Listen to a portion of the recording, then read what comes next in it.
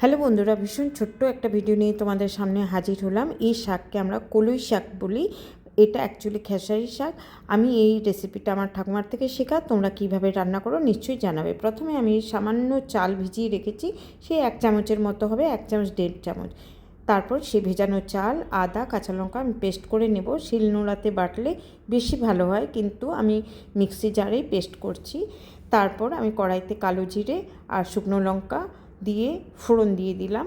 অবশ্যই আমি সর্ষের তেল দিয়েছি, নাহলে তো ফোড়ন দেওয়া যাবে না। তো শাকগুলোকে মিহি করে কেটে ধুয়ে নিয়েছি। অ্যাকচুয়ালি শাক যত মিহি কাটা হয় ততই টেস্ট হয়। আমি নুন দিয়ে দিলাম, একটু নাড়াচাড়া করব। তোমরা ইচ্ছা করলে ঢাকতে পারো, আমি ঢাকবো না।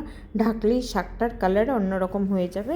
আমি একটু ফ্লেমটা কমিয়ে দিয়েছি। অর্ধেকটা শাক আমার হয়ে এসেছে, মানে আর একটু হতে হবে। তখনই ওই যে পেস্ট করেছি একটু জল জল করে, মানে একটু সামান্য জল দিয়ে গুলে আমি পেস্টটাকে দিয়ে দিলাম। এবার আর একটু আমি ফ্লেমটাকে সামান্য বাড়িয়ে নিয়েছি। 2 মিনিট পরেই আবার কমিয়ে দেব। শাকটা এখন খুব ভালোভাবে হতে হবে। আমি যেহেতু ঢাকিনি, একটু সময় লাগবে।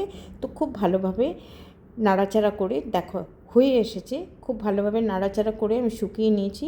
যখনই কড়াই ছেড়ে দেবে তার মানে এই যে কড়াইতে আর লেগে থাকবে না, তার মানে রান্নাটা হয়ে গেছে। এবার আমি নামিয়ে নিলাম। ছোট্ট রেসিপি, কিন্তু কেমন লাগলো একবার এইভাবে রান্না করে খেয়ে দেখো। টেস্টটা কেমন লাগবে নিশ্চয়ই জানাবে। আর তোমাদের রেসিপিটাও বলো।